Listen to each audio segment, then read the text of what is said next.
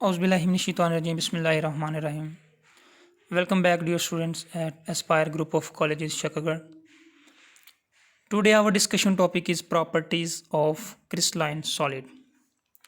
जैसा कि आप लोग पिछले लेक्चर में ये पढ़ रहे थे कि क्रिस्टलाइन सॉलिड क्या है और उसकी कुछ प्रॉपर्टीज़ भी डिस्कस की थी। पहली 4 प्रॉपर्टीज़ आपने डिस्कस कर ली थी।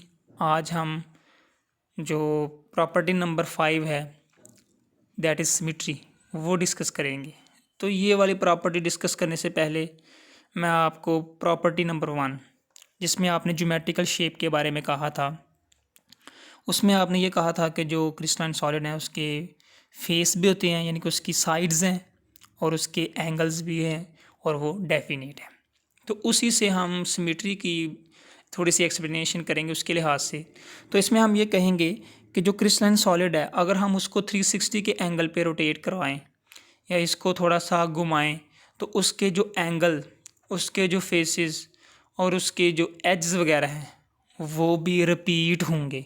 तो हम इसको सिंपल वर्ड में फिर ये कर सकते हैं कि रेपिटिशन ऑफ फेसेस, यानी कि इसकी अगर हम डेफिनेशन देखें तो क्या कहेंगे कि रेपिटिशन ऑफ फेसेस हैं और इसमें जो एंगल्स हैं उसकी भी रेपिटेशन होनी है और एड्स वगैरह की भी।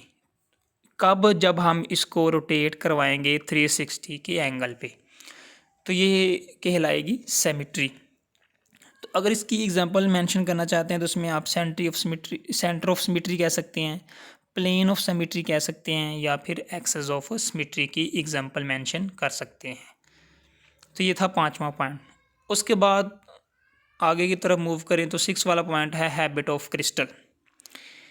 हैबिट ऑफ क्रिस्टल में हम बात करेंगे क्रिस्टल की शेप की, कि ये कैसे चेंज होती है जब हम उसकी कंडीशन चेंज करते हैं। पहले इसकी डेफिनेशन आप लोगों को थोड़ा कम समझ आएगी, जब हम इसको एग्जांपल के साथ एक्सप्लेन करेंगे फिर इसकी अच्छी से समझ आएगी। तो हैबिट ऑफ क्रिस्टल में क्या है कि इसमें क्रिस्टल की शेप चेंज होनी है या हैबिट चेंज होनी है। अगर आपकी बुक के मुताबिक चलें तो वहाँ लिखा होगा कि the shape in which a crystal usually grow is called habit of crystal. अब कुछ बच्चों को इसकी अच्छी से समझ नहीं आई, तो इससे पहले कि आपको समझ आए हम इसकी एग्जांपल की मदद से इसकी एक्सप्लेनेशन करते हैं। तो फॉर एग्जांपल हमारे पास सैचुरेटेड सॉल्यूशन है NaCl का। अगर हम सैचुरेटेड सॉल्यूशन NaCl के इसको लें और उसको कूल करें, इसको ठंडा करें, तो जब इसको ठंडा करेंगे ना तो इसके क्यूबिक क्रिस्टल बनना शुरू हो जाएंगे, यानी कि saturated solution of NaCl converted into cubic crystal when it is cold. जब हम इसको ठंडा करेंगे, कोल्ड करेंगे, तो NaCl के क्यूबिक क्रिस्टल बनना शुरू हो जाएंगे, यानी कि मरबी शेप के इसके जो क्रिस्टल्स हैं वो बनना शुरू हो जाएंगे। अगर हम इसकी कंडीशन चेंज ना करें तो इसके स्ट्रक्चर में, इसकी शेप में किसी किस्म की कोई चेंजिंग नहीं आएगी। चेंजिंग कब आएगी?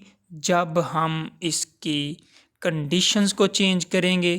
कंडीशन के चेंज करने से उसकी जो शक्ल है, उसकी जो शेप है, उसकी जो हैबिट है वो भी चेंज हो जाएगी। फॉर एग्ज़ाम्पल, अगर हमारे पास क्यूबिक क्रिस्टल थे NaCl के, अगर हम उसमें 10% यूरिया ऐड कर दें एज एन इम्प्योरिटी, तो अब उसकी जो शेप है, उसका जो स्ट्रक्चर है, वो अब क्यूबिक क्रिस्टल से कन्वर्ट हो जाएगा निडल लाइक स्ट्रक्चर में। तो इससे हमें क्या पता चला कि किसी भी क्रिस्टलाइन सॉलिड की जो शेप है वो चेंज होती है कब? जब हम उसकी कंडीशन चेंज करते हैं। तो कंडीशन चेंज की तो उसका क्रिस्टल भी चेंज हो गया। तो कंडीशन हमने कैसे चेंज किया? हमने जो सोल्यूशन लिया था सैचुरेटेड सोल्यूशन NaCl का, उसके क्यूबिक क्रिस्टल बने थे। क्यूबिक क्रिस्टल में फिर हम जब उसमें ऐड करेंगे 10% यूरिया, तो वो हमारे पास अब जो क्यूबिक क्रिस्टल था वो कन्वर्ट हो जाएगा इनटू निडल लाइक स्ट्रक्चर, और वो जो यूरिया इसमें हमने ऐड किया था वो एज एन इम्प्योरिटी ऐड किया था। तो ये था हैबिट ऑफ क्रिस्टल। अब आप इसकी डेफिनेशन पढ़ें तो आपको समझ आएगी। अ shape in which a crystal usually grow in is called habit of crystal, जिसमें जो क्रिस्टल है उसकी जो शेप है वो कंडीशन के चेंज करने से चेंज हो जाती है। नेक्स्ट पॉइंट है आइसोमॉर्फिज्म। आइसो मीन सेम होता है, मर मीन फॉर्म, यानी कि एक जैसी फॉर्म कह लें, एक जैसी शेप कह लें, एक जैसी शक्ल सूरत कह लें। तो इसमें हमने क्या कहना है कि ऐसा फिनोमेना है जिसमें दो डिफरेंट सब्सटेंसेस एक जैसी या सेम क्रिस्टलाइन फॉर्म में एग्जिस्ट करेगी, इसको हम आइसोमॉर्फिज्म कहते हैं। आइसोमॉर्फिज्म फिर क्या हुआ कि two different substances exist in a same crystalline form, this is called isomorphism. तो अगर हम आइसोमॉर्फिज्म में एग्जांपल कोट करना चाहें तो हमारे पास कॉपर है, सिल्वर है, इसकी शेप या इसकी ज्योमेट्री कह लें, अगर हम इसके स्ट्रक्चर की बात करें तो वो किस तरह का होता है, क्यूबिक स्ट्रक्चर है। और अगर हम जिंक की, कैडमियम की बात करें तो इसका स्ट्रक्चर या जो इसकी शेप है या इसकी जो शक्ल सूरत जिसको आप कहते हैं वो है, तो वो है हेक्सागोनल। और अगर हम आइसोमॉर्फिज्म की प्रॉपर्टी की बात करें तो इसमें जो फिज़िकल प्रॉपर्टीज़ हैं और केमिकल प्रॉपर्टीज़ हैं ये दोनों डिफरेंट होती हैं। और इसके साथ साथ इसकी तीसरी चीज़ एटॉमिक रेशो भी है। इसमें जो एटॉमिक रेशो है वो भी दोनों की सेम होती है, क्योंकि हमने आइसोमॉर्फिज्म की डेफिनेशन में ही क्या कहा है कि दो डिफरेंट सब्सटेंसेस एक ही क्रिस्टलाइन फॉर्म में एग्जिस्ट करे उसको कहते हैं आइसोमॉर्फिज्म। अब वो जो दो डिफरेंट सब्सटेंसेस थे, अब उनकी जो एटॉमिक रेशो है वो भी सेम होगी। फॉर एग्जांपल सोडियम नाइट्रेट है NaNO3, और दूसरी हमारे पास एग्जांपल है इसकी KNO3 पोटाशियम नाइट्रेट। अब आप देख रहे हैं सोडियम की रेशो यहाँ 1 है, यहाँ पोटाशियम की भी 1 है, यहाँ नाइट्रोजन की 1 है तो यहाँ भी नाइट्रोजन की 1 है, यहाँ ऑक्सीजन की 3 है तो यहाँ भी ऑक्सीजन की 3 है। तो दोनों में जो एटॉमिक रेशो है वो क्या है, सेम है, लेकिन इसकी केमिकल और फिज़िकल प्रॉपर्टी क्या होगी, डिफरेंट होंगी। तो इसमें अगर हम रेशो देखें तो क्या आएगी, 1:1:3, ये रेशो इसमें बनेगी। तो आप देख रहे हैं कि इसमें जो एटॉमिक रेशो दोनों में वो क्या थी, सेम थी। तो इस तरह को या इस तरह की जो उसकी प्रॉपर्टीज़ है इसको हम क्या कहेंगे, आइसोमॉर्फिज्म।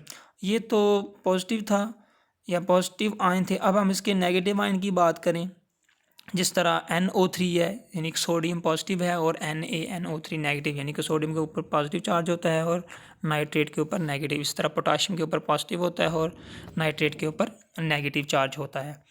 तो कहता अगर इसके स्ट्रक्चर की बात करें तो वो भी सेम होते हैं। और इसका स्ट्रक्चर क्या होगा हमारे पास, अगर हम नाइट्रेट या CO3 वगैरह का स्ट्रक्चर देखें तो वो ट्राईएंगुलर प्लेनर स्ट्रक्चर होगा। अगर इसके अलावा आप क्रोमियम का या क्रोमियम ऑक्साइड या फिर सल्फ़र टेट्राऑक्साइड इसके स्ट्रक्चर की बात करें तो उनके स्ट्रक्चर भी क्या होंगे, सेम होंगे, जो कि टेट्राहेड्रल होते हैं। तो इस टॉपिक में हमने आइसोमॉर्फिज्म के में 2-3 चीज़ें डिस्कस की हैं कि वो जो दो डिफरेंट सब्सटेंसेस थे वो सेम क्रिस्टलाइन फॉर्म में एग्जिस्ट करते थे। फिर हमने उसकी एग्जांपल पढ़ी है कि उनका जो स्ट्रक्चर है वो किस तरह का हो सकता है। और तीसरी बात हमने उसकी एटॉमिक रेशो की बात की है कि उन दोनों में जो एटॉमिक रेशो है वो भी क्या होगी, सेम होगी। उसके बाद नेक्स्ट वाला पॉइंट है पॉलीमॉर्फिज्म। पॉली का मतलब होता है बच्चों डिफरेंट या मैनी कह लें, और मर मेन फॉर्म यानी कि जिसमें एक ही एटम, या जिसमें अगर हम डेफिनेशन करें तो ये एक ऐसा फिनोमिना है जिसमें जो कंपाउंड है वो एग्जिस्ट करता है मोर देन 1 क्रिस्टलाइन फॉर्म में, यानी कि एक ही सब्सटेंसेस की डिफरेंट फॉर्म में एग्जिस्टेंस को क्या कहते हैं, पॉलीमॉर्फिज्म। अब जो आइसोमॉर्फिज्म थी उसमें दो डिफरेंट सब्सटेंसेस एक ही फॉर्म में एग्जिस्ट करते थे, और पॉलीमॉर्फिज्म ये बहुत हम शॉर्ट क्वेश्चन पूछा जाता है, what is the difference between isomorphism and polymorphism. तो पॉलीमॉर्फिज्म में आपने फिर क्या कहना है, जिसमें एक ही कंपाउंड दो या दो से ज़्यादा क्रिस्टलाइन फॉर्म में एग्जिस्ट करे उसको क्या कहते हैं, पॉलीमॉर्फिज्म। तो ये पॉलीमॉर्फिज्म की डेफिनेशन है। अगर हम उसके केमिकल और फिज़िकल प्रॉपर्टीज़ के बारे में बात करें तो जो उसकी केमिकल प्रॉपर्टी है वो तो सेम है, लेकिन जो फिज़िकल प्रॉपर्टी हैं वो क्या है, डिफरेंट हैं।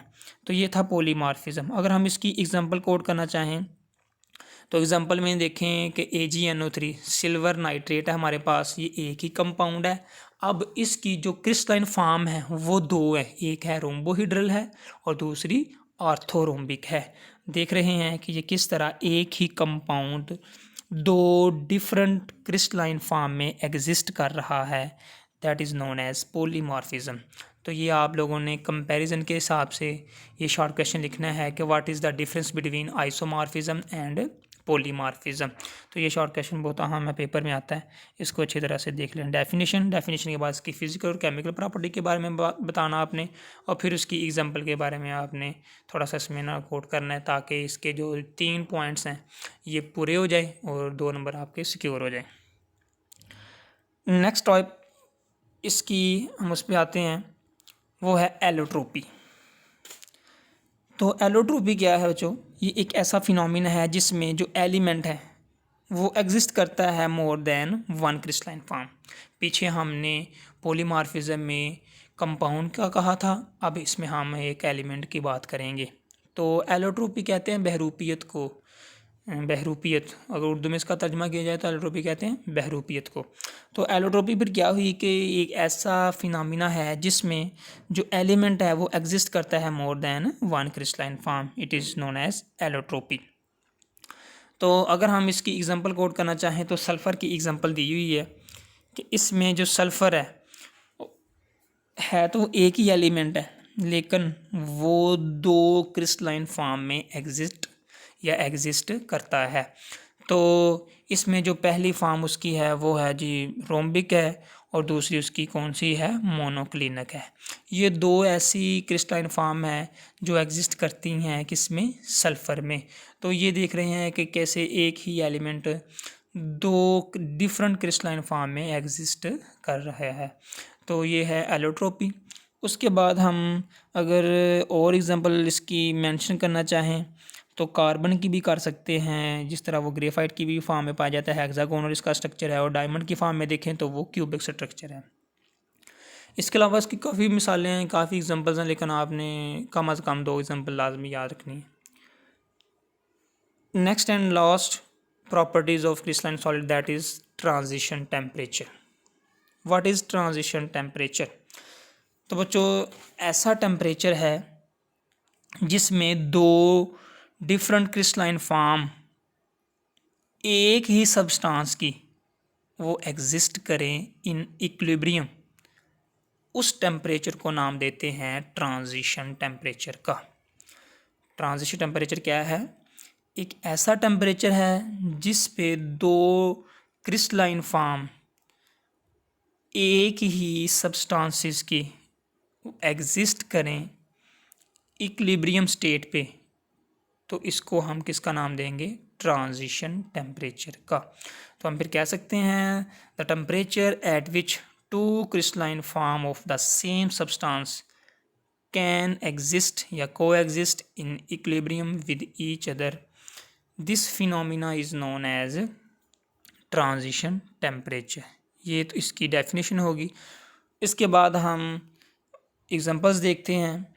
तो एग्जांपल आपकी बुक में काफ़ी दी होंगी, इसमें हम एक एग्जांपल देखते हैं। जिस तरह हमारे पास यहाँ है सल्फ़र, तो सल्फ़र की अगर हम रोम्बिक टाइप देखें या इसकी जो रोम्बिक फॉर्म है या क्रिस्टलाइन फॉर्म इसकी जो रोम्बिक है, और जो मोनोक्लिनिक इसकी दो क्रिस्टलाइन फॉर्म है, अगर हम दोनों के बारे में पढ़ें सल्फ़र की, तो ये 95.5 डिग्री सेल्सियस पे दोनों फॉर्म सल्फ़र की एग्जिस्ट करती हैं इन इक्विलिब्रियम।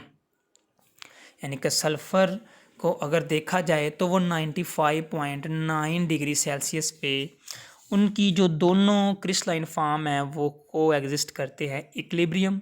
तो जिस टेम्परेचर पे इसने अब को एग्जिस्ट किया इक्विलिब्रियम पे, that is known as transition temperature. तो अब सल्फ़र का फिर ट्रांजिशन टेम्परेचर कौन सा हुआ है, उसको क्या हुआ, 95.5 डिग्री सेल्सियस।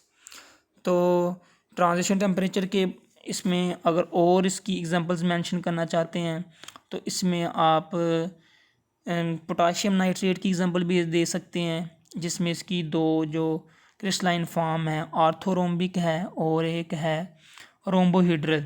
अगर ये दो आप चेक करना चाहें कि किस टेम्परेचर पे इक्विलिब्रियम की स्टेट पे एग्जिस्ट करते हैं तो वो है 128 डिग्री सेल्सियस। यानी कि इस टेम्परेचर के ऊपर ये दोनों यानी कि जो पोटाशियम नाइट्रेट है उसकी जो क्रिस्टलाइन फॉर्म है वो एग्जिस्ट करती हैं इक्विलिब्रियम की हालत में। तो इसको फिर जिस टेम्परेचर पे इक्विलिब्रियम की हालत में एग्जिस्ट करती है उस टेम्परेचर को क्या कहेंगे, ट्रांजिशन टेम्परेचर। और अगर हम इसकी बात करें कि टेम्परेचर पे जो क्रिस्टलाइन फॉर्म होती है सब्सटेंस की वो चेंज हो जाती है एन अदर फॉर्म में। तो आप देख रहे हैं पहले हमारे पास जो सल्फ़र है वो रोम्बिक है, तो जब हमने इसका टेम्परेचर 95.5 किया तो इसका जो क्रिस्टलाइन फॉर्म है वो कन्वर्ट होगी किसमें, मोनोक्लिनिक में। तो इसकी जो क्रिस्टलाइन फॉर्म है वो भी चेंज होती है कब, जब हम इसका टेम्परेचर इंक्रीज़ करें। और इसी टेम्परेचर को फिर हम क्या कहते हैं, that is known as transition temperature. तो बच्चों आज का हमारा जो टॉपिक था वो कंप्लीट हुआ और ये जो प्रॉपर्टी थी वो भी कंप्लीट हुई। I really wish you people get something from here and thank you for this time.